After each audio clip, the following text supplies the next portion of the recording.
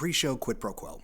L, you get one question. It can be any question in the world. It can be what's my favorite place that I've been in the world. It can be what is my opinion on black licorice. It could be what is the greatest TV show of all time. Any question in the world, go ahead and ask it. I think mine is specific to the topic. Okay. What drove you or brought you to occultism?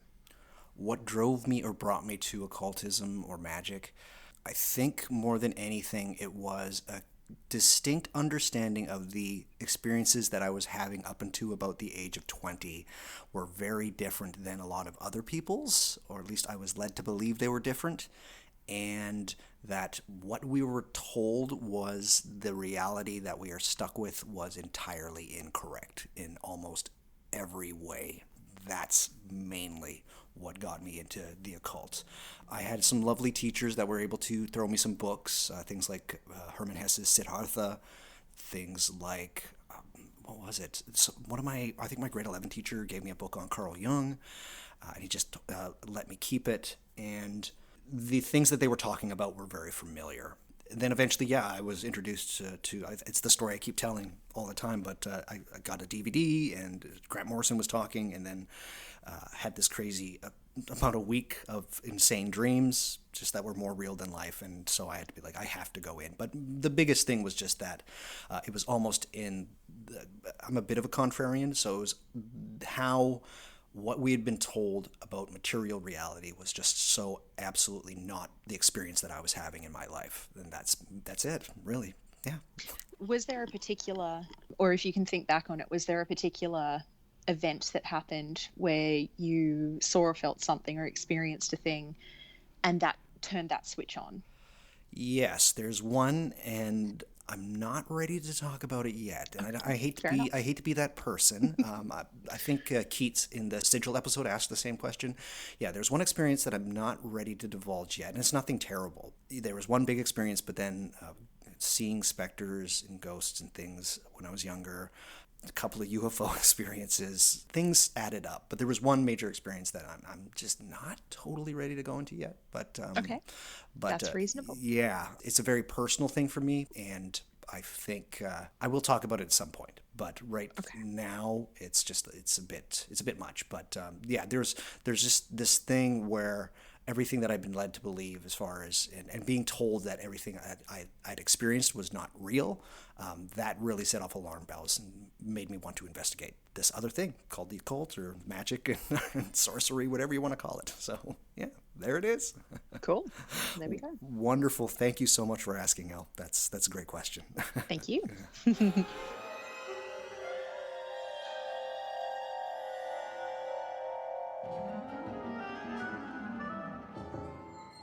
Hey everybody, welcome to What Magic Is This, a podcast that has many skeletons in its closet. My name is Douglas Batchelor, and on this show we're going to be talking about magic, the occult, the esoteric, the paranormal, the supernatural, and the weird. Now, if you've never listened to the show before, basically what happens is that I have a guest, and I give my guest a series of about 12 topics. They get to pick any topic that they want. I bring them on the show, and we hash it out, and we talk about it. A lot of people will say, Doug, you do a lot of talking on this program. And I say yes. I do try to think of these as more of like a conversational lecture or perhaps a tutoring session. And when you're in a tutor session, the tutor will do most of the talking, but the student or the person is able to ask questions, and of course they will be answered. So that's the way the show works. I am joined by a very special guest today. I'm joined by Elle. How are you? I'm very well, thank you. How are you? I'm fantastic. Elle is probably one of my most vocal fans of the show. She will get into a knife fight on my behalf. She really has. Since she found my show, she was so incredibly enthusiastic about absolutely everything, and I'm so happy to have her on here. And I'm glad you made it, Elle. So you're here. You did it. I did. Yay! I'm thrilled. Thank you so much. I know that we were talking before we started recording, but yeah, I'm honored, absolutely honored, I think is the best way of describing it. Well, my fans are really the ones that keep me going. I'm very blessed to have such a positive group of people that love the show, and you're up there as maybe the most vocal, and I'm the one that's honored to have you on the show, and I truly mean that. Well, that's very sweet of you. Thank you. So something happened. I sent Elle these list of topics. And she said, I'm thinking. So I said, okay, you know what, give it a couple of days. So I gave her some time, and then 3 days later I said, all right, Al, what do you want to talk about? She said, well, they're all good. There's a couple of them. They're all good. But there's something I really want to talk about. And I said, okay, well, what's that? And she said, necromancy. I went, oh, okay, all right. You want to talk about necromancy? She said, yeah, I really want to talk about necromancy. I said, give me a day. Give me a day to ponder. We're breaking the rules. I have to take it to the spirits, see what they say. But then the next day I was like, you know what? Let's go for it. Let's go for this thing, necromancy. We're going to talk about a thing that's very near and dear to me. I get asked, like, Doug, do you follow a certain path of magic? Is there a certain thing that you that's your thing? Perhaps my closest path, if I have to say that I have a path, it would be Ancestors, and necromancy would be about as close as I get to some kind of a personal practice. So that's it. So Elle, she broke the rules, but lucky for all you, we're going to be talking about the good stuff. So we're going to be talking about necromancy. Elle, are you ready? Are you locked in? Are you comfortable? I'm so locked in and comfortable All right. already. Perfect. So, necromancy. Firstly, this is not an episode about spiritualism, spiritism, or ancestors, although they may come up from time to time. Those topics are going to get their own episode. So the term necromancy comes from two words, and it comes from the Greek. So first of all, you have the word necros, which means dead body, basically, or corpse, and the word mantia, which means divination by means of. So necromancy would be divination by means of the dead. So something funny happened with the word necromancy, because when we think of necromancy nowadays, a lot of people have played video games or Dungeons and Dragons and this kind of stuff. When they think about necromancy, it comes from a late Middle Age way where they thought that the conjuring of dead human beings was impossible, and so they would actually be spirits or demons disguised as people. And so when there would be any kind of evocation or conjuration of spirits, it immediately just got called necromancy. A lot of that is considered by people like Stephen Skinner to be this other thing called negromancy. So things get a bit confused, and you'll have people like Richard Keckheifer or Stephen Skinner just kind of being like, well, necromancy. They'll split hairs a little bit, but I just want to say that for this episode, we're going to be talking about my personal definition of necromancy. So this is my definition. It is divination, invocation, and evocation of spirits of dead human and non-human persons. That's necromancy. Other people might have different definitions. They're welcome to, but as far as I'm concerned, this is what I consider necromancy. So the whole demon summoning stuff, I consider more along the lines of negromancy. There's another word as well that you might come across. It's called a skiomantia or skiomancy, which is divination by the means of ghosts or shades. So they have that. And I came across a good definition, not a definition, but a nice little tidbit here from Nikolai de Matos Frisvold in a book called Eshu, which is about Quimbanda, released by Scarlet Imprint. This is what he has to say. Necromancy certainly has its root in ancestor veneration and might be said to give us an opportunity to forge a spiritual ancestry through earth, blood, and prayer, a work of sympathy where kindred souls on both sides of the veil make bonds.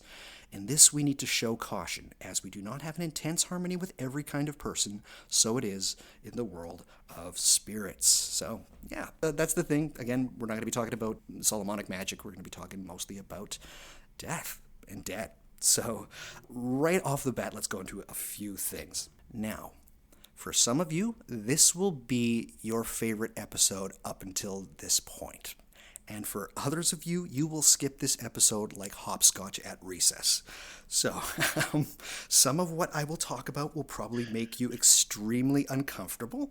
To this day, I think that death is maybe the greatest taboo in the West, without a doubt. And some of the things I'm going to talk about in the episode, I cannot confirm nor deny that I have done these things. So I'm going to remain fairly hands-off with a lot of this stuff, but I know what I'm talking about. I'm just going to say that. Or maybe you can judge whether I know what I'm talking about or not. This podcast, again, is for entertainment and education purposes. All right. So make of that what you will. I actually got a review on my podcast, and somebody was like, "I like this podcast because it doesn't have the ookie spooky or the waka waka," and so maybe we'll see what they think after this episode, because yeah, we're going to be talking about necromancy. Sorry, whoever said that. I know. What can you do? We're going to be sticking mostly to what I would call European necromancy. The world is too big, and there's a lot of necromantic practices go the world over. Every culture seemingly has had dealings with how they contact and communicate with the dead. So we're going to be sticking to, mainly Mediterranean and European necromancy. There's just too much. There's just far, far too much. So now we're going to have a little bit of history. So, when did we start interacting with the dead? Probably about as soon as we realized that we could die, and that when people would just go away after injury or sickness or old age. Of course, we have to think about such things as, again, complicated term, but things like shamans, those that would go to the spirit world and bring back tidbits to us, the rest of the tribe, and help with healing and help with communication and whatnot, and as well as Nikolai mentioned earlier, through ancestor veneration. There's a thing where we don't know for sure, but most likely the first kind of spiritual practice was ancestral veneration. I mean, we don't have a record of it, but I say it just feels right. I mean, what do you think, Al? Do you think that ancestors might be the first kind of thing that we got going? Yeah, I would say that sounds pretty solid. Yeah.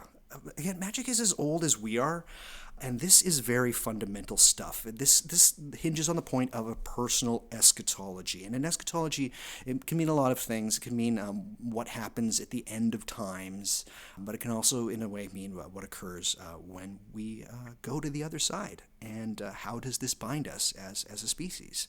It's tough to talk the history of this kind of thing, as it is seemingly the history of us, in a way. But as we do, we got to start with Egypt. So, as I'm sure every single one of us is aware, Egypt was obsessed with death. Besides the obvious mummies and things like that, there's not a ton of death magic evidence.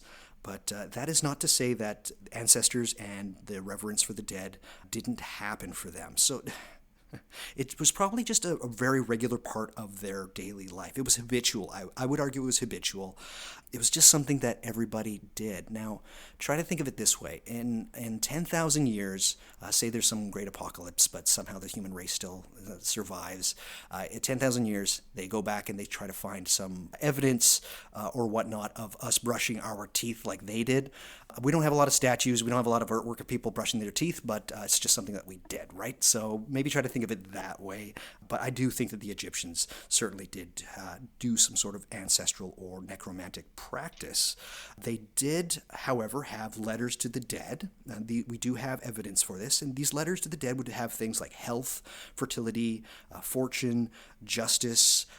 So they would petition the spirits. And these, if you can find some of these, they're actually really interesting. There's words like, "Please become a spirit for me before my eyes, that I may see you fighting on my behalf in a dream." So yeah, I'm like, yeah, that's some good necromancy there. They also had things like love letters to the dead. Not so much a love letter to a dead person, but petitioning the spirits of the dead to help them find a lover. And I'm not going to go into it too much in this episode, but the links between sex and death are very prevalent. Yes, I'll just put it that way. I mean, we've all seen the horror movies. So I'm just gonna leave that there. But we do have plenty of examples of this.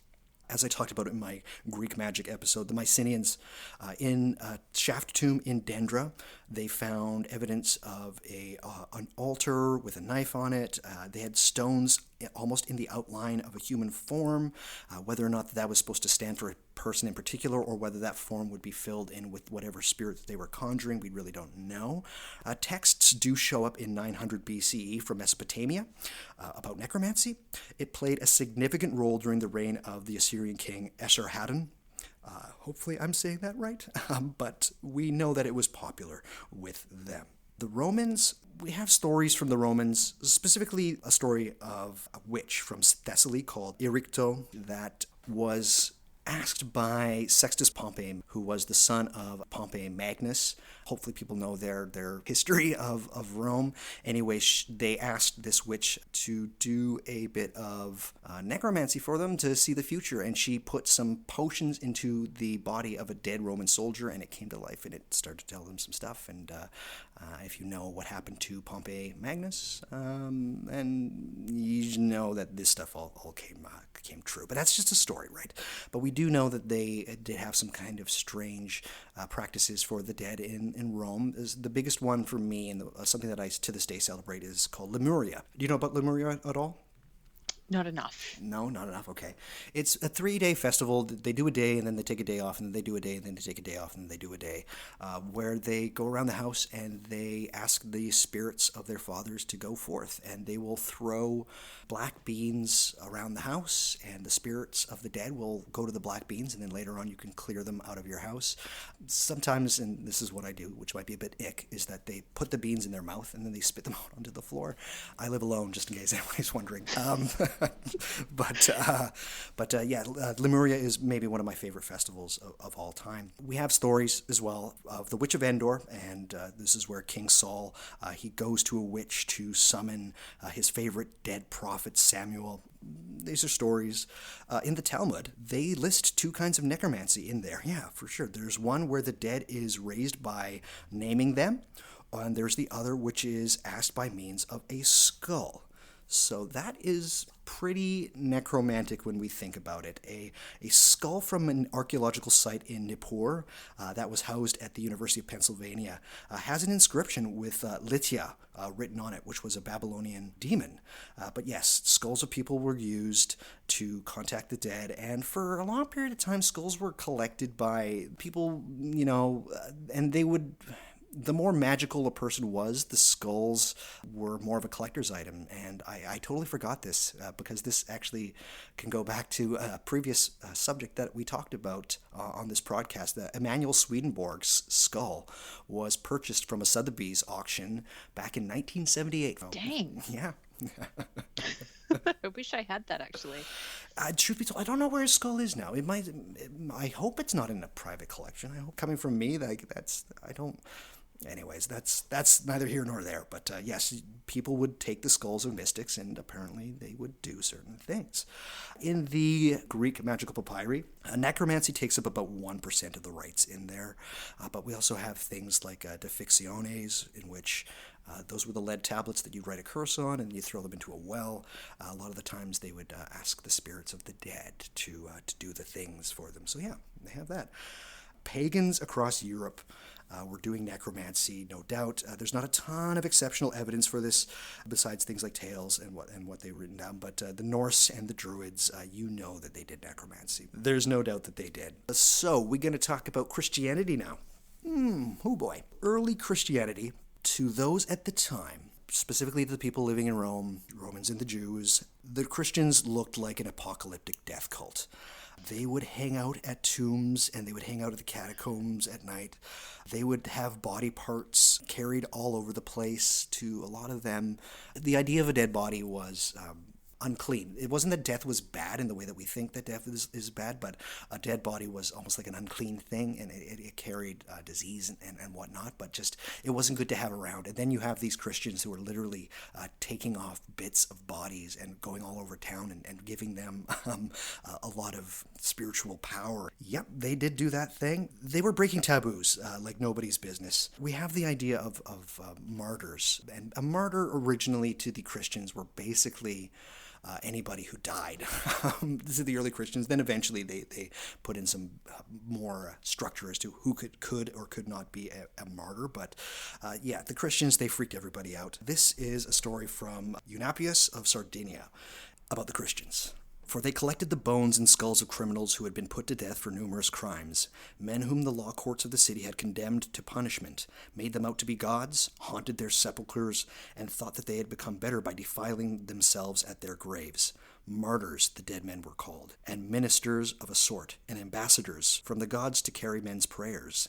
These slaves in vilest servitude, who had been consumed by stripes and carried on their phantom forms the scars of their villainy. People could write back then. They really could. Yeah, they really could. To speak on martyrs, there's a wonderful, it's great that I found this, it was the martyrdom of Polycarp. And he was, I believe he was burned and then stabbed, but this is what they say in that. The centurion then, seeing the disturbance caused by the Jews, took the body and publicly burnt it. Later, we collected up his bones, more precious than jewels and better than gold, and put them in an appropriate place where, the Lord willing, we shall celebrate the birthday of his martyrdom each year with joy and rejoicing, both to remember those who have run their race and to prepare those yet to walk in their steps. So, yeah, you can imagine to the Romans at the time that this would have been a bit off-putting, a little bit, I would say. But yes, indeed, things like the cult of the saints, that's necromancy, like pure and simple. That is from St. Rose of Lima. Her skull is in a church, to the body parts when you go to any of the churches. There's no other way to cut it. That is pure necromancy. And there's also the thing that, what did Jesus advise his apostles in the Gospel of Matthew? There's a few things here. The first one is to heal the sick. So it's like, okay, that's good. Yeah, that's pretty Christian. The second is to cleanse the lepers. It's like, okay, yeah, we got that. Mother Teresa, cool. Cast out demons.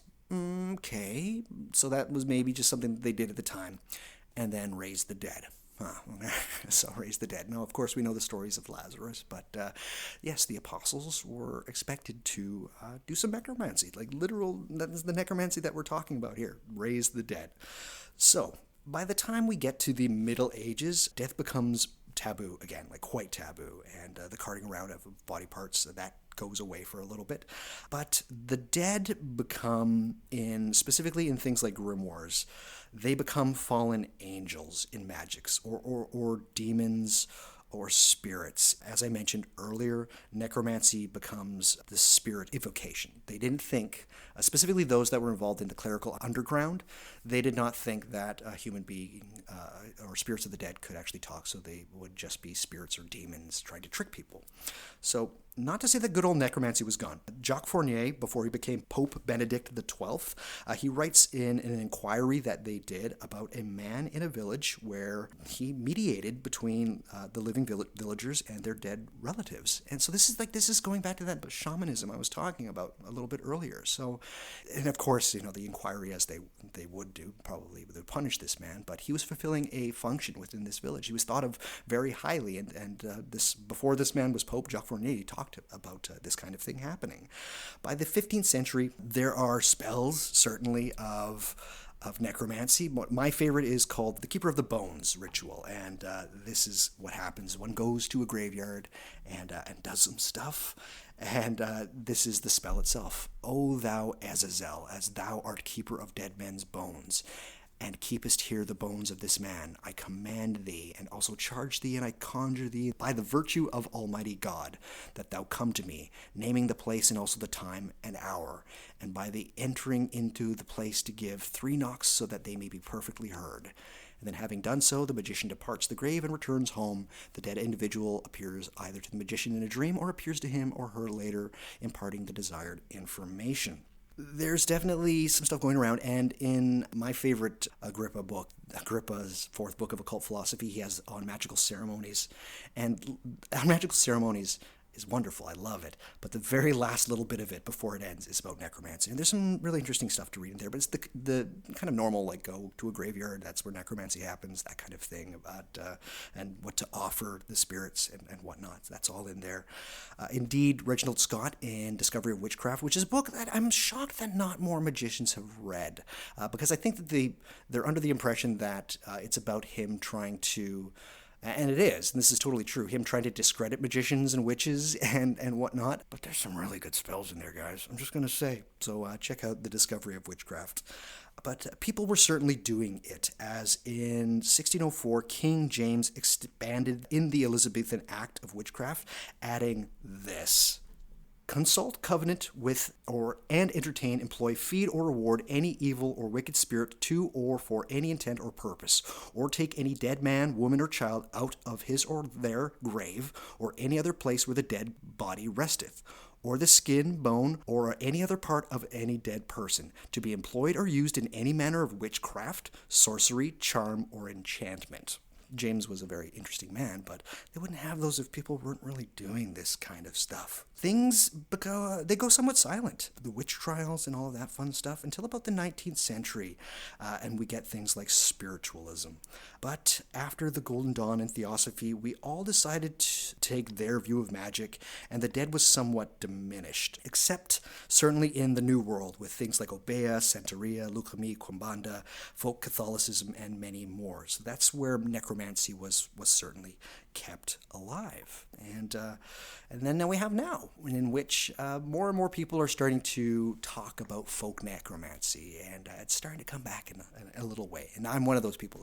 I'm not trying to bring it back, but it's just something that is a very big part of what I do. Why were you interested in this topic, Ella? I just have to ask. It's also something that really interests me.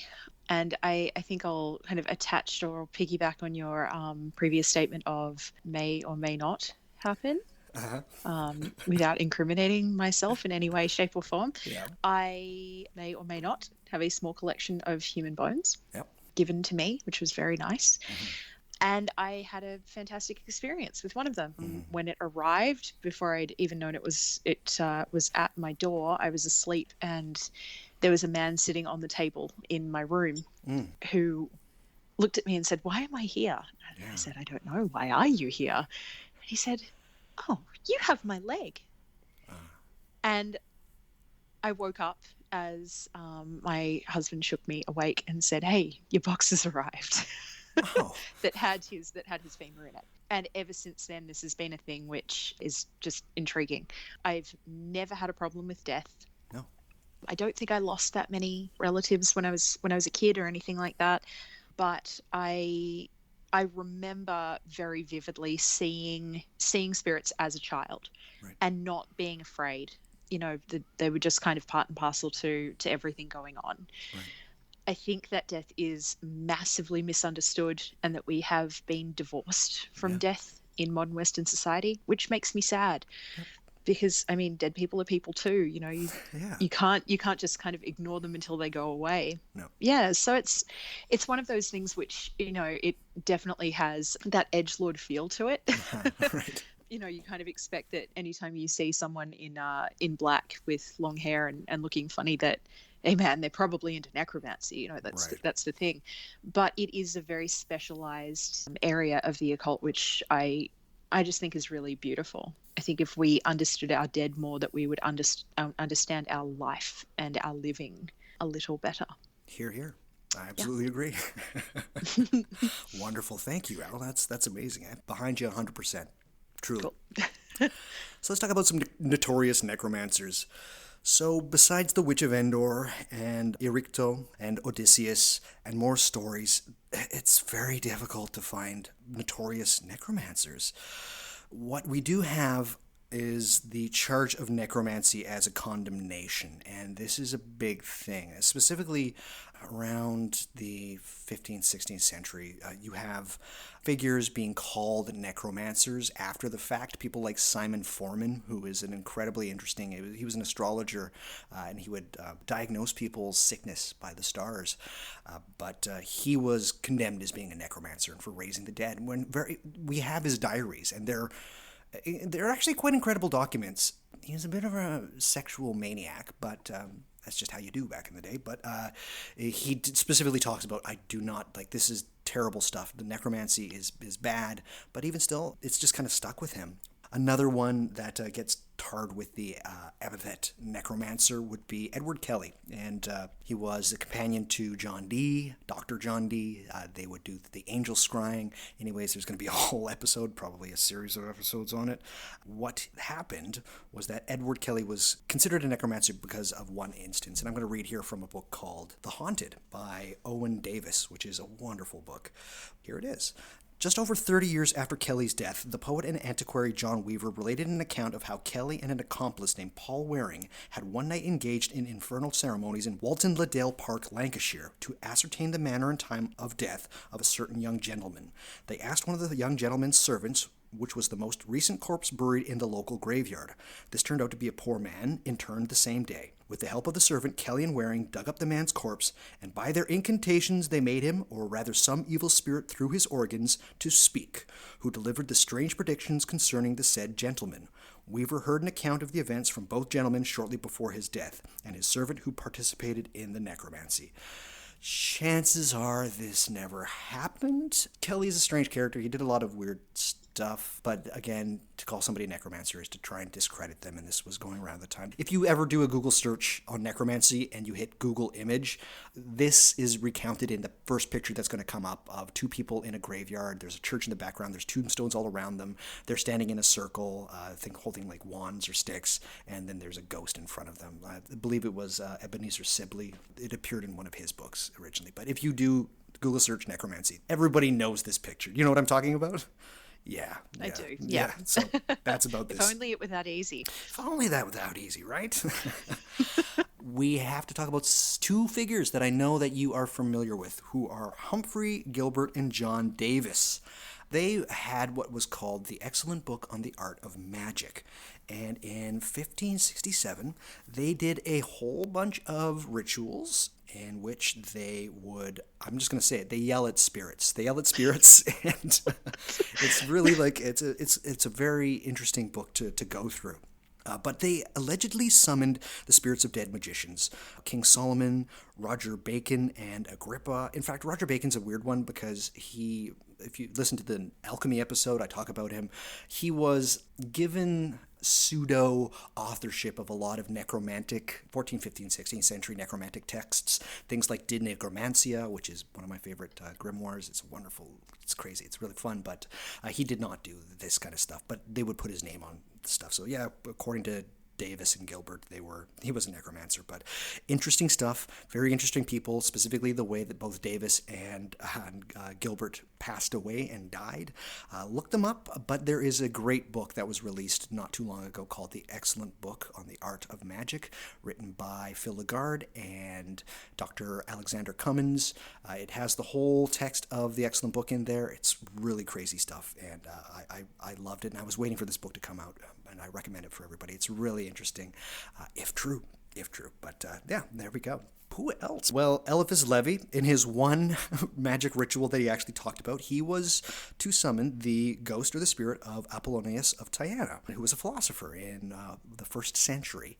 He did the ceremony and bad things happened. I talk about it in my spells episode, which is literally my 2nd episode. And yeah, it freaked him out so much that he didn't do any more magic. And in a way, that's kind of an allegory for most Western magic since Eliphas Levi, like a slight dalliance with the death before it kind of scares everybody off and you go back to sitting in an armchair and being a cult philosopher. So I'm just going to throw that out there. But yes, Eliphas Levi very well could have been a necromancer because he did have an experience.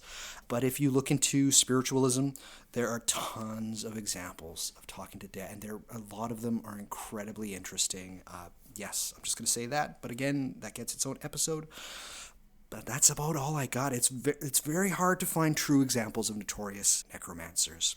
So there we have it. Let's talk about death, because Elle brought it up a little bit earlier. Elle, why do you think death is so taboo here in the West? That's a many splendid question. I think when hygiene, as in not just personal, but hygiene in general, became more of a concentration, probably industrial era, that death was seen, much like the Romans saw it, as being something dirty, or that cadavers were seen as something dirty or disease-ridden. That we started to understand the decomposition process a little more, and realized that keeping dead people in your house in the front room for a few days was actually probably something which scientifically wasn't the best idea. Right. Also, with the burgeoning of modern technology such as refrigeration. Right. And when you had relatives die in summer, and suddenly you realize that within just a few hours, that insects and smells Mm-hmm. were a thing that you didn't have to put up with anymore, that people wanted something cleaner than they'd had before. Right. And also, I think we got busier. Nobody had the time to look after Nana No.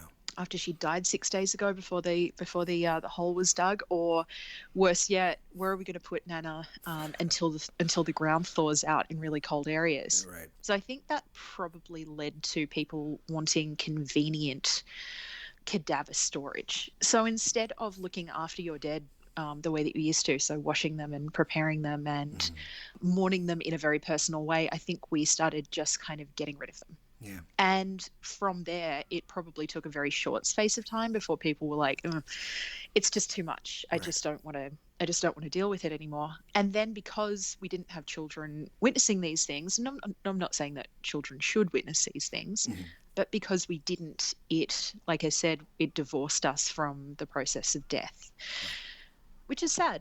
Yeah.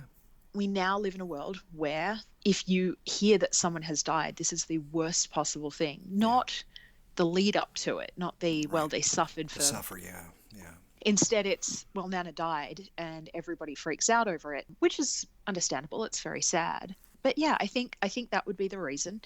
And on top of that, it's probably also something to do with modern Christianity, if I can touch on that without hurting anyone's feelings, because that's not my aim. Yeah. Probably the idea that anything that isn't in the Christian norm is definitely going to be demonic or satanic or something along those lines. So people avoided these things so that they weren't cast out of society or anything along those lines. It's strange where that came from. Yeah, I have a crucifix in my home that is covered in skulls, which I bought from a place called Capula in Mexico, and it's just covered in skulls. And I had a friend over, and this is smart ass Doug in a little way, but he was totally offended by this crucifix. This is profane in every way. And I was just like, man, you understand nothing about where Christianity came from.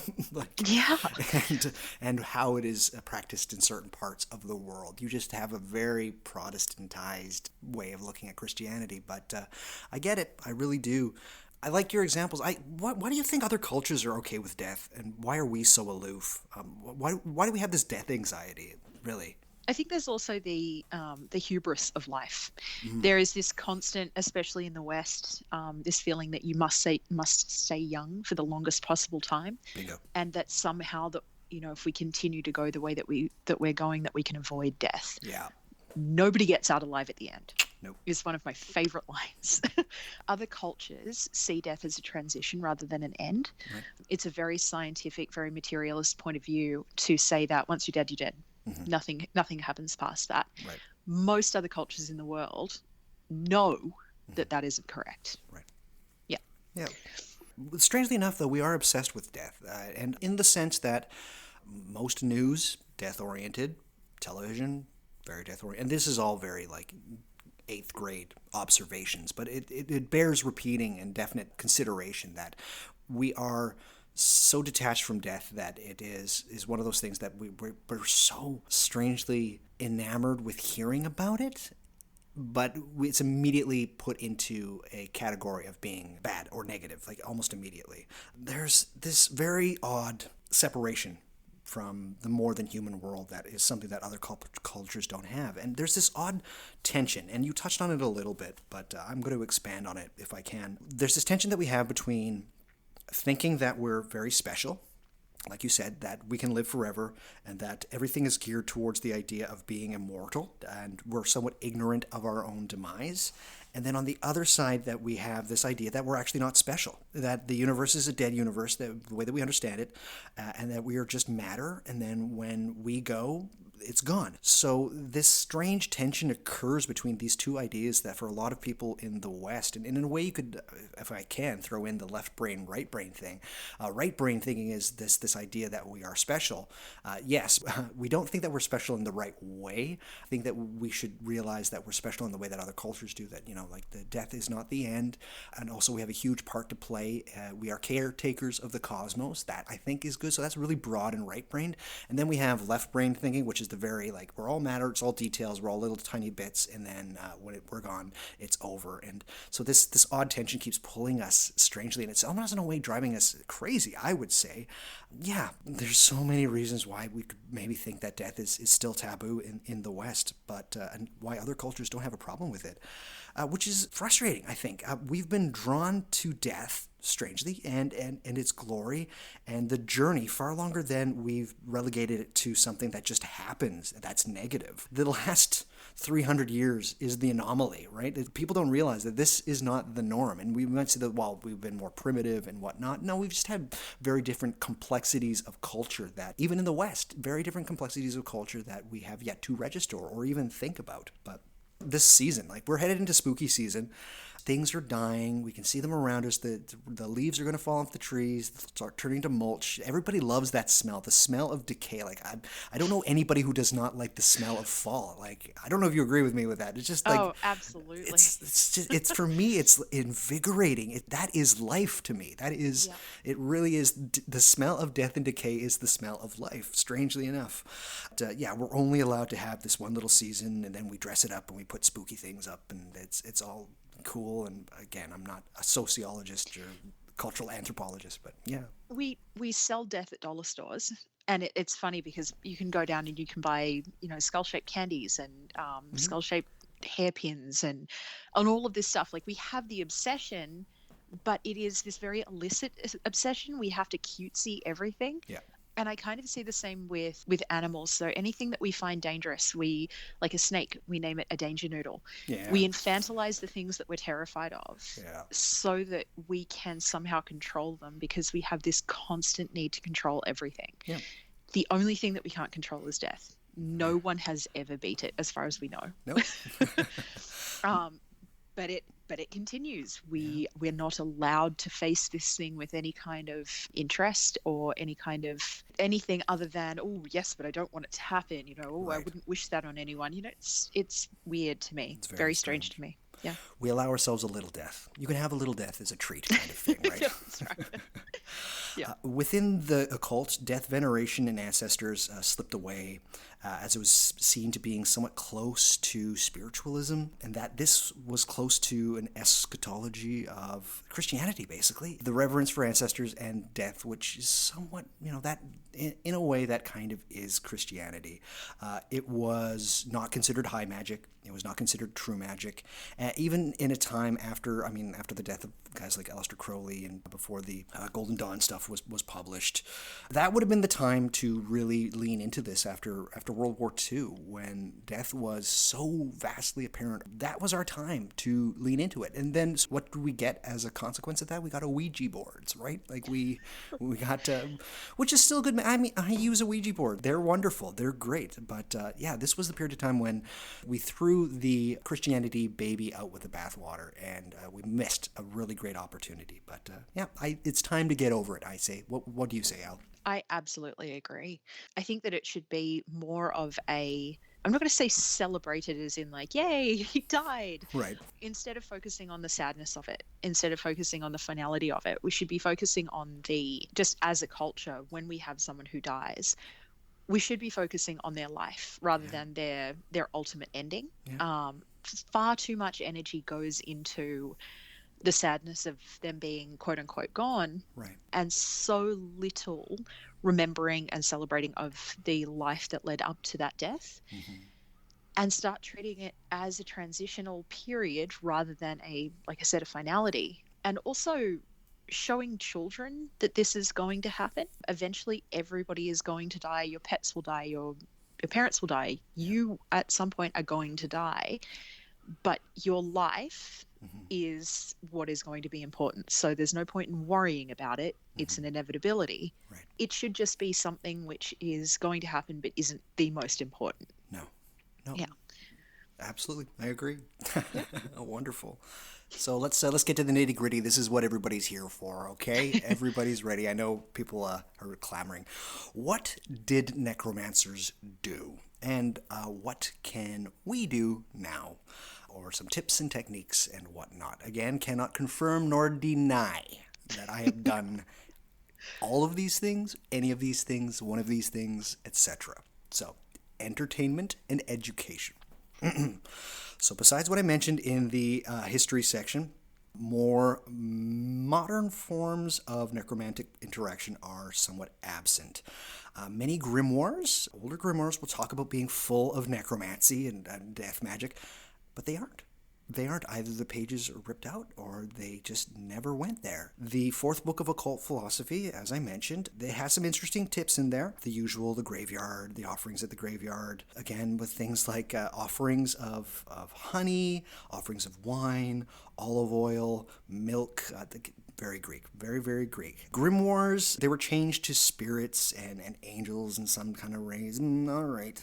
Dead people, if you have that in a grimoire, that gets you burnt really quickly. Very, very quickly. So we don't have a lot of records of it. Both the more, I would say, aristocratic members of society that were doing grimoire-based magic, they wouldn't put that shit in their notes. Again, quick way to get killed. Cunning folk, they would probably not write this kind of stuff down. So there's a big gap there. We don't have a lot of stuff, but it doesn't mean that it's not happening. We do know that there are strange code words in a lot of the older texts. Things like how to summon a dead body using lamb bones. Wink. I know it's a podcast, you can't see me wink, but using lamb bones to conjure up the spirit of a dead person. Again, lambs and livestock are very big for necromantic practice. If we go back to the Greek and Odysseus in chapter 11 of the Odyssey, right? So lamb bones, maybe. I don't know if anybody listened to the last episode, I talked about the evocation of the black demon, Mortse. Stephen Skinner seems to think that this is a code word for the spirits of the dead, and that they just couldn't put it down. Because if you look at it, it has that thing where there's food and drink involved in the evocation. That's in the hygromantia of the evocation of the black demon. So there's food and drink there, which is very PGM and is used in a couple of PGM rites. So I think Stephen is actually probably correct in this instant, at least from my vantage. He does. Speaking of Mortse and last episode, blood offerings. Yes, there's no way of getting around it. There's blood offerings, human and otherwise. A lot of times, usually livestock based. Ask your butcher. Just going to say, you can get blood from a butcher. Fairly easy. Just tell them you're going to be making blood sausage or black pudding or something like that. You can get them. So just going to put that out there. Again, we know that they did bowl scrying. So they would have a bowl in which they would put either wine or water with olive oil at the top, and they would stare into it. They would do a rite or a ritual, and then they would talk to the spirits of the dead. Sometimes they would use blood, even. Very good. Very, very good. Just going to say that. Yeah, the hygromantia has this kind of stuff in it, but they also, to go back to something that I mentioned earlier, in the hygromantia there is a technique using a human skull, which would be washed thoroughly. It would have words written on its forehead. Remember what I talked about that skull that was at the University of Pennsylvania? So there were words written on the skull, and then you would make a hoop out of human rib bones, and you would attach a skin of a black cat to that, and you would consecrate the whole thing under the starlight, and then eventually you would be able to ask questions of it, and it would answer it. That is pure necromancy in every way, shape, or form. You cannot get away from that. So we do have a record of something like that. Methods. These days, what do I suggest? Well, again, I think that black beans are something that specifically for home-based necromancy, if you want to keep things clean, they may or may not work very well. Just going to say that. Graveyard visits, definitely. Do not come empty-handed. Just going to say that. Offerings such as rum, coins, candy, even putting a candle up certain places. Clean up a bit. That is always good practice. If you're in a graveyard and there's litter around, pick up some trash, take it with you. But yes, this kind of stuff. Talk to them. Just in a graveyard, just talk to them. They're there. They really are. And they will respond. It might take a bit of time, but and it's about starting a relationship with a certain place. But yes, graveyards, definitely. There's other areas, of course, there necromancy can occur, but graveyard is kind of like the go-to. Just a little tip here for people, wear a hat. Just going to say that. Strange. Just gonna put it out there. Definitely while you're there, grab a bit of dirt for yourself. Graveyard dirt is good for a lot of things, specifically at home, especially at what time of day you gather the dirt and what the moon is doing. For those that like astrology and maybe want to get into this magic, you want to pay very close attention to the moon, specifically the first quarter of a waxing moon. Some praxis there for people. But yes, graveyard dirt, bring some home, scatter it at the entrances, and you're good to go. Does it matter from what area of the body the graveyard dirt is collected? No, I haven't found it different. That being said, I haven't done too much. Well, okay, so maybe I can't really say.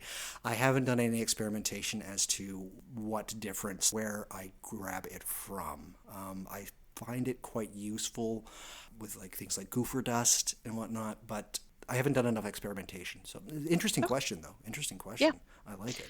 Something to think about for sure. At I least would, yeah. something I for me will to have try. to, yeah, I'll have to find out the answer to that because I don't know it either. You may or may not have to find out the answer to that. Yes, that's right. Well, yes, it popped up during a conversation with a friend.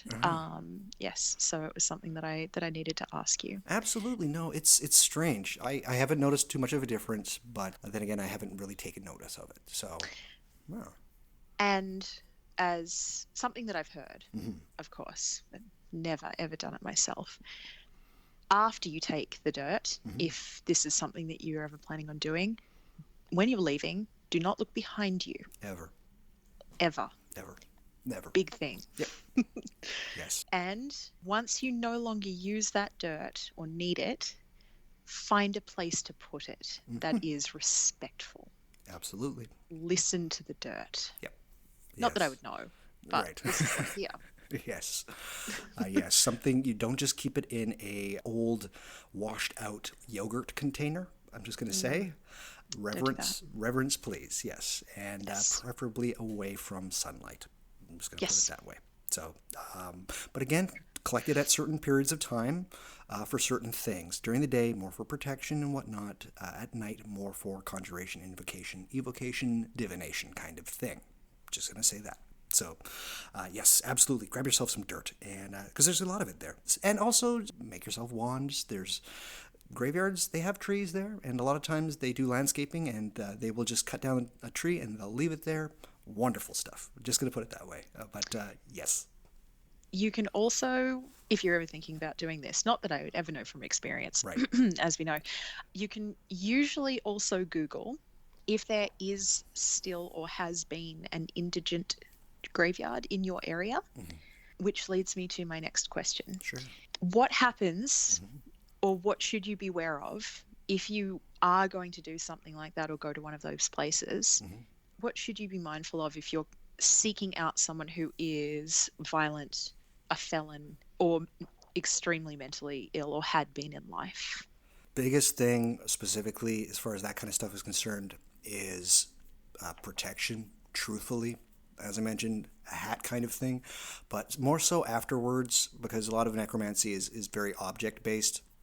Consecration, really take care there, but more than anything, have yourself a really good spiritual hygiene regiment in place. There's a lot of protection needed. Just going to put it that way. You can almost pretty much do whatever you want. Specifically, I mean, I might talk about it. I will talk about it a bit later. I'm not huge on people going to the grave, freshly dug graves. It's a bit disrespectful for me, unless it is something to do with somebody who is a criminal in a way that goes beyond just petty theft. Those spirits they respond a lot, but they are to be dealt with very appropriately. Have a knife nearby, something nice, and steel or iron. But yes, protection is the biggest thing to do because they come quickly and fast, and they come hard. So, yeah, I'll just put it that way. As I mentioned, very object-based, so consecrate objects very appropriately, things picked up in the graveyard or things that are consecrated at the graveyard. You don't need an altar to your dead at home, I say. Unless you really want one, of course, go for it, but I don't think I've ever, no, I don't, I've never had a altar specifically to graveyard dead or the dead of spirits. I have an ancestral altar, but I and I have a Cyprian altar. I guess you could maybe say my Saint Cyprian altar. We're actually recording this on the day before the feast of Saint Cyprian of Antioch, so yay, go him. But yeah, I don't really a true altar to dead spirits. I don't really have one of those. It's yeah, I don't know if they're entirely necessary. People might disagree.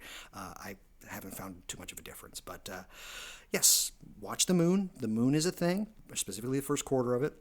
Bones. We got to talk about bones. So in Canada, human bones are legal to purchase. You can buy bones, human and animal bones. A human skull will set you back about $1,000 in Canada, in case anybody is wondering. Animal bones are cheaper, and the thing with animal bones is that can they be a surrogate for human spirits? I've found that it's tough. It's tough. Yeah, I'll just put it that way. It's tough. Human bones, though, yes, they may or may not be very good to necromantic practice. I'll just put it that way. You can, in certain areas, get them, but please check the legality of such things in your area. Yeah, there's a place where I can buy bones here in Toronto. I'll put up a link up on the website. But as far as animal bones, yes, you can buy them online. They'll ship them, but of course, always go searching for them yourself. Always good. I'm just going to say that it seems to have a bit more gravity behind it if you go looking for bones yourself. So, yeah. Here's the thing. Necromancy is amazing city magic. It is amazingly effective in large populated centers, as cities are enormous charnel pits. A city is basically a giant ossuary. So trying to get right with the city and the spirits of the dead in the city is very important. They're everywhere, and not just in graveyards. As I mentioned, they're absolutely everywhere. I'm going to tell a couple of stories here. The first one is, so I live in Canada. Canada gets very cold. The city that I live in has a very large population of homeless people.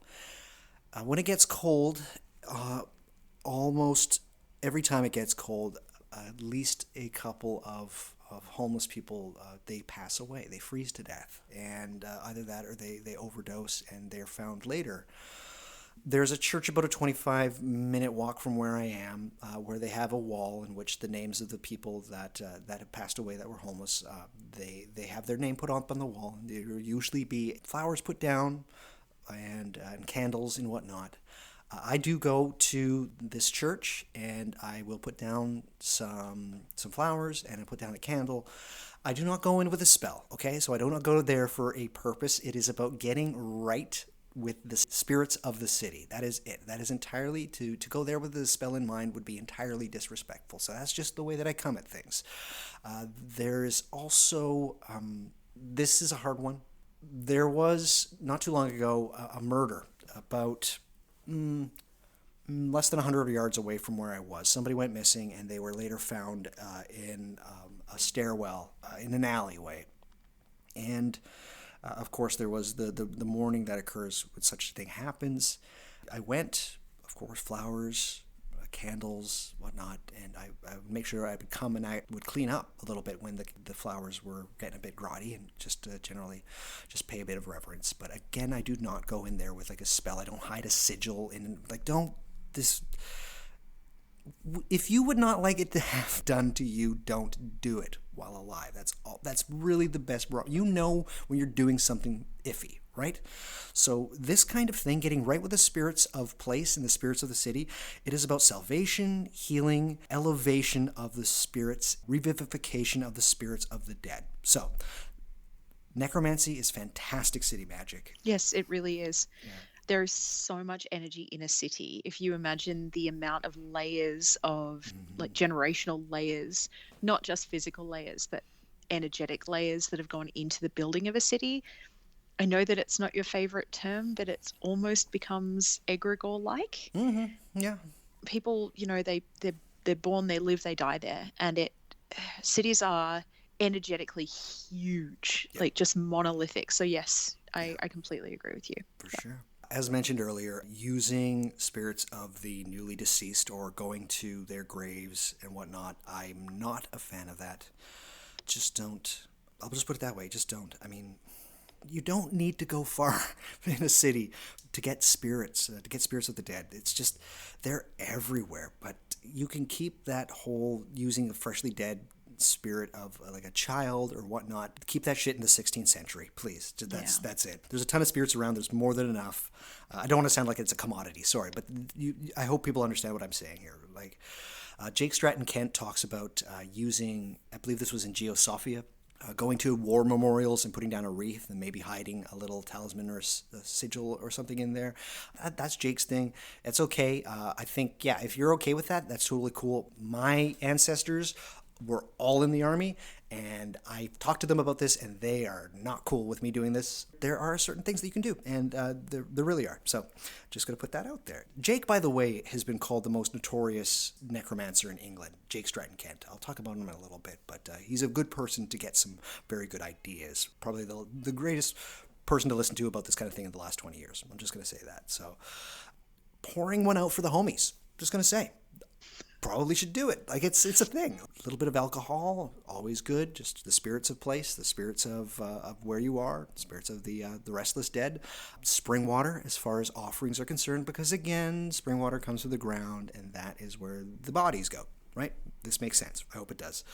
Necromancy is very terrestrial, earth-based, so it's very dirt-based. So, of course, herbs and flowers are very important in necromancy. Things like hemlock, sandalwood, palo santo, which is like a holy wood, mugwort, wormwood, and my personal favorite is vervain. I always have vervain growing. This year was really tough to find good vervain. It takes too long to grow where I live in Toronto, so I actually have to buy the plant. But yes, vervain, have it around. Once it's dried, you can bring it inside, put it around, burn it. Vervain is like the go-to necromancy plant. I will just say that. Yeah. Lastly, and what I was saying a little bit earlier, protect yourself. So baths, cleansing, the black beans, some graveyard dirt at certain entrances, dragon's blood incense, especially after a fruitful graveyard visit. Take your shoes off at the door. Yeah. Leave them outside. A plastic bag if you need to, if you have wild animals in the area. This is just what I hear. Yeah. We're going to keep saying this. Knives as well, always good to have. They had it in the Hygromantia, and so there's a reason for these things. If you do any kind of research of this kind of stuff, you will see things pop up again and again, and knives are one of them. So, yes. Not that it should need to be said, but if you're going to go to a graveyard at night, Yeah. remember that, one, it might not be open, and two, there might be people in it, Yeah. like living people who might be on things or have some issues. Yeah. You know, make sure that you protect yourself physically as well as spiritually. Yes, as well. Yes. Yeah. Goes without saying. A bit of bear spray as well if you need to. Yeah. So the question has been asked, why me? Why do I like this kind of thing? So I have been always one of those people that the idea of time and death was very much on my mind from a very early age. I was told young that when you die, you go away. And my family wasn't overly religious growing up. They would go to church, but it was more for a community kind of thing. And I would just sit in the car or hang out in the graveyard because that's what I did. Yeah. But this idea of finality was very, very, it was on my mind always. And my very first pre-show quid pro quo was my friend Andre basically asking me how often I think about death. And I say, I think about death constantly. That hasn't gone away. I still think about death all the time. And I'm not a dark person. I'm a very cheerful and lovely person. I'm life-affirming, but I also affirm that it comes to an end. But I found that by doing this kind of magic and getting right with it, that my anxiety and my depression, they were alleviated. And that's not the only reason I do it, but I just found that coming to terms with this stuff was very important for me. So I get a great deal of meaning from necromantic interaction and ancestors as well. So it seems to come naturally to me. I think I'm not alone in this. I think it comes naturally to us. Again, with this season of the thinning veil and whatnot, the registration of the terminal behavior of the more than human world is within us, and we need to register this and recognize it.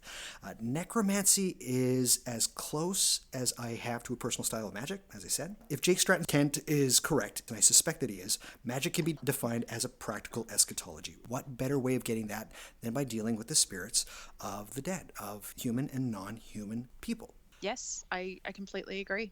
I think Jake is wise in these matters. I think he's put a lot of time and effort and thought into them, and if there's someone contemporary that we should be asking, then Jake's your dude. Jake's your guy, absolutely, for sure. I think yes, this understanding of this wonderful dance of life and death is paramount, and it is very central to the way that I understand the world and magic itself. So, Jake is very big on the fact that necromancy is the cornerstone of magic, and I would agree. So, before religion, and before philosophy, we thought about personal and group eschatology. And from here, we got magic. So I'm not sure why it has been marginalized by things like occult philosophy, which seems to me like a very inconvenient distraction. Some would say, like, Doug, that's just the evolution of things, but I think that we have gotten away from something very vital to us. Remember Goetia, okay? When we stopped and separated an expressive form of grieving to more honorable forms of grieving, we created this strange necromantic interactions where we had to go to other people to get this interaction. We didn't do it ourselves. So something broke off when this happened. So the separation and the weaponization of the living from the dead, that is European necromancy, period. That's it right there. And without this, you don't have grimoires. And that to me is the Western magical tradition. Plain and simple. Spirit interaction magic. Early Christianity somehow knew this, and they worked out for them, for better and for worse, for everybody. The longer I study magic, the more apparent this is. It is better to drink from the source, which is refreshing, it's revitalizing, and it's invigorating. Goetia. So we got to start wrapping up here. This is the little denouement here, because we've been talking about some, I wouldn't say it's heavy stuff, but might be a lot of, for people that came in wanting to, I don't know, find their holy guardian angel, this might be like a bit, sorry. I understand that for some, this isn't appealing. It's a bit dark. It's a bit macabre. Is this what we're supposed to think in this day and age, that this kind of stuff is dark? I don't think so. So, not talking about current worldwide events here. I just want everybody to understand that. Please do not twist or infer that I'm saying something that I'm definitely not, or speaking about something specific here. But death happens constantly. It's what we do. It is the most natural thing for us, dying. It bears repeating that the word nature only exists for cultures and societies that have separated from it. We have never been so distant from the more than human world than we are now. We are allowed to be sad for someone's passing, for many people's passing, but this is definitely not the end, at least not from what I see. The paradox of death is something that you yourself have to come to terms with, and this kind of magic certainly helps, and it helps a lot. So however you come to realize the fact that each death diminishes us, yet each death makes us greater, that is a heavy thought to sit with. It really is. It's terrifying even. It goes against almost everything that we stand for in this day and age, doesn't it? Right? We have relegated the dead only for a very short period of time. We've had a relationship for a lot longer. Literally, it's only been 300 years of us marginalizing the dead and the spirits of the dead. But this is our moment, right now. This strange 300-year anomaly, the dead are restless. They are hungry, and they practically jump out at you. So this works out for us in magic. This is a great moment for us. This is one of opportunity. So, where to go and how to get started? In all my research, there really isn't one book for necromancy. There's not really an older grimoire that goes through it explicitly about summoning and interacting and divination of the dead. Again, you can take that whole fallen angels to dead spirits thing and work with that perhaps if you are. But there's a book called Communing with Spirits by Martin Coleman. It's good. It's good. I like this book a lot. It's a personal favorite of mine. I don't know if I would suggest it for everybody, but it goes through some things, and there's very good tips and hints in there. But I think you kind of have to go through certain teachers with this one. So Jake Stratton Kent, as I mentioned earlier, he is wonderful. He's written some very great things. Geosophia, you have to read it. Fantastic. So Jake is a good person. Dr. Alexander Cummins, wonderful as well. He knows what he's talking about. He talks about a lot of great things, but his necromancy is my kind of necromancy. He and another gentleman by the name of Jesse Hathaway Diaz have a folk necromancy Facebook page, and I know this might be I don't know if it's time sensitive because a lot of people are going away from Facebook, but Folk Necromancy on Facebook is a wonderful site, and their reading list on that website is wonderful. It's fantastic. It's great. Sarah Ann Lawless also does quite a bit of work with necromancy. Definitely a great teacher as well. I'd say go for the teachers more so than books these days. But here's the thing. This is an advantage, the fact that there are no textbooks, right? So this allows you to start to do your own thing. This is the point of doing magic in the first place. I don't know if you'd agree with me, Al. Oh yeah, big time. I think it was actually you Me? that was saying, yes, I think it was. I think we were having a conversation with a few other people on Twitter about the difference between the magic that you were doing when you were younger, before you knew about the books and before you read the things and before you were told by other people about this, that, and the other. The magic that you did then was totally different than the magic that you do now, and you have to rewild it to get back to a point where Yeah. you're not following what everyone else says. No. They wrote it down for them. You have to do it for you, Yeah. because it's not a textbook thing. This is not something that has to be proven and recreated in a lab environment. This is the thing that you experience throughout your existence, so that when you leave, then you have these pieces of knowledge. I think on the macro scale, that what you're saying there is the same type of thing. So you don't need the textbooks to teach you about the dead people. No. You can go to the dead people to teach you about the dead people. Absolutely. 100%. Yeah. Yeah, when the word science got tacked onto the word occult, I think a whole mess of trouble came from that. And yeah, just the fact that we think that you have to have textbooks for certain things. There are books that are, they're guideposts along the journey. They are not the path itself. So please, everybody keep that in mind. But necromancy is great because necromancy allows you to let your chaos magic freak fly. If you want. You want a good first step. Chances are you are living in an area where 300 years ago, your ancestors were not here. There was a completely different culture on the land and the country where you are now. It would be very good for you to talk to the people from either First Nations or Aboriginal groups as to how they communicate with their ancestors or the spirits of the dead. That is a wonderful first step, and just to understand, necromancy is very terrestrial and it's very land-based, and specifically talking to people that have known the territory for far longer than we have is a great first step. I'm just going to put it that way. Necromancy is indeed land-based somehow, so keep that in mind.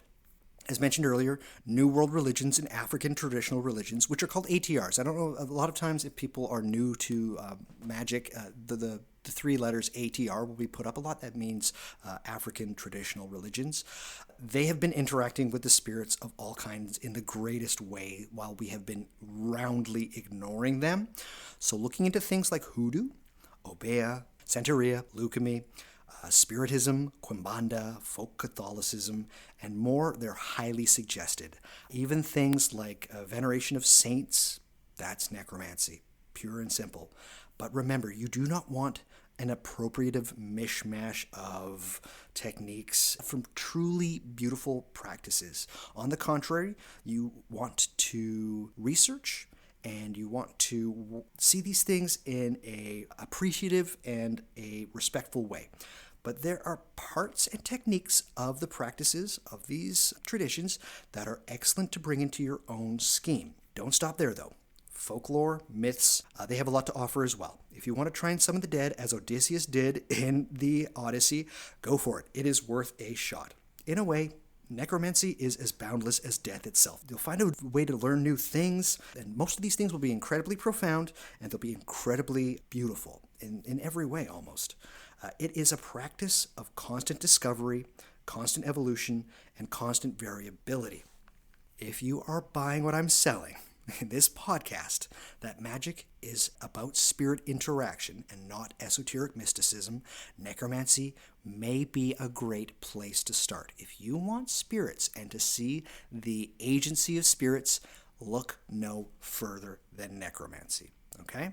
Especially if you live in a city. Seriously, they will answer your call. Again, no textbook, freedom.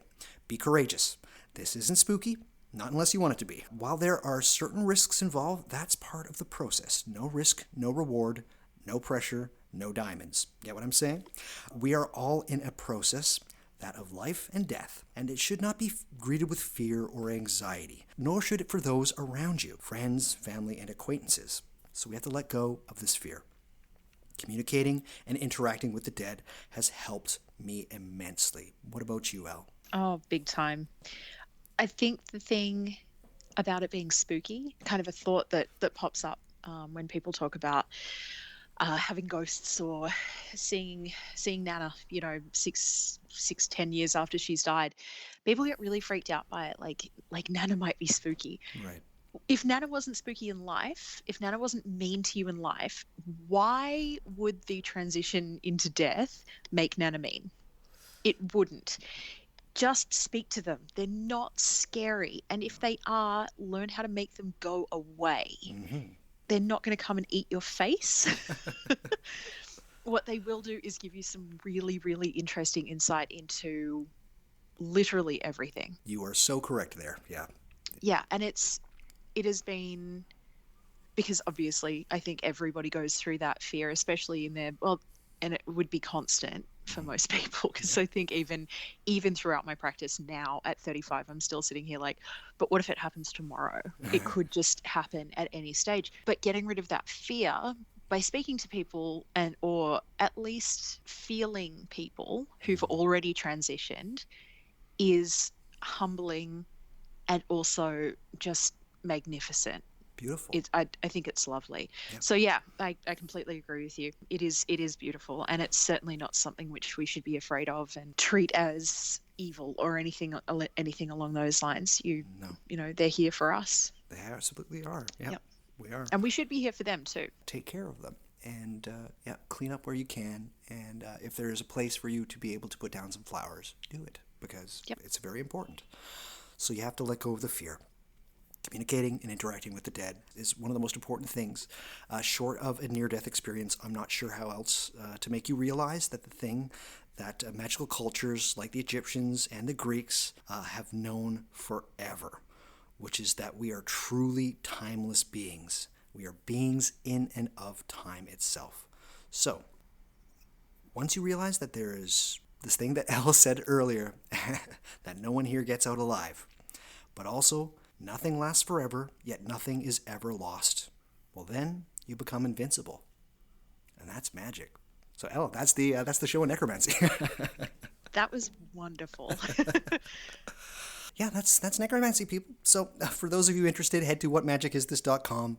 There you can subscribe to my podcast on either iTunes or Spotify or any of the other sources. If they've got podcasts, I am there.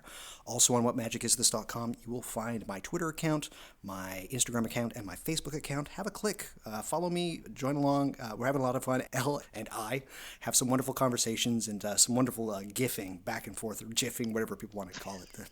Join Twitter. We have some wonderful conversations. And the people that I have, my followers on Twitter, they're the absolute best. We're such a positive group. There's no name calling at any point. Like, we are really, occult Twitter is the best right now. I'm just going to say it that way. But yes.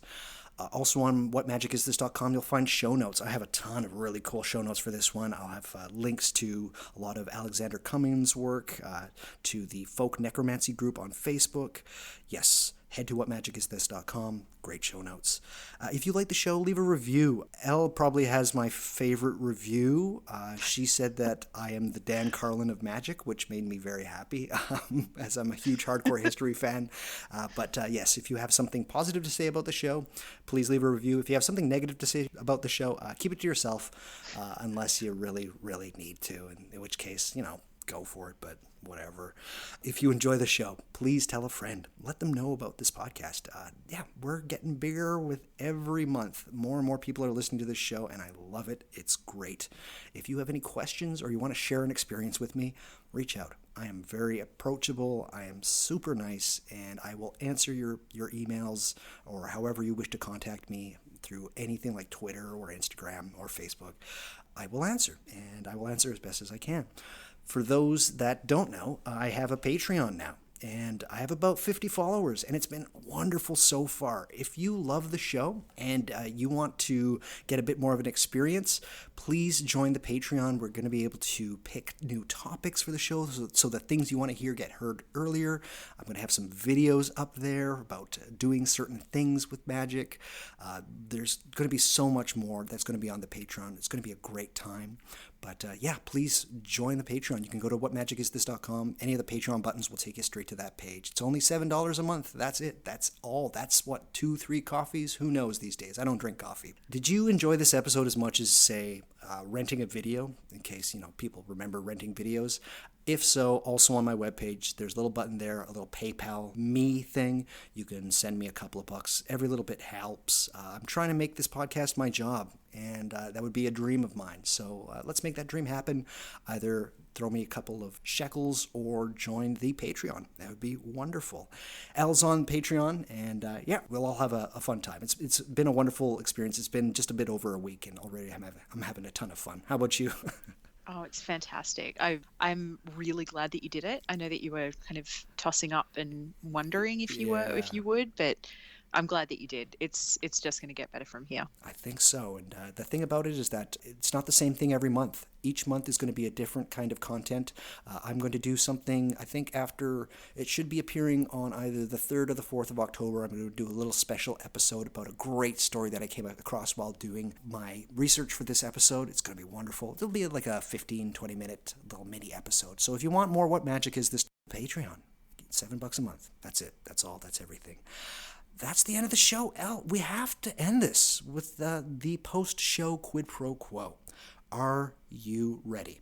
Yes. No pressure. Okay? Okay. Yes. You're doing fine. You're doing great. Okay, great. So, as a person who is familiar with magic and has been practicing magician for a while here, what was the moment when you realized, hey, this magic stuff works? Ooh, let me think on that one.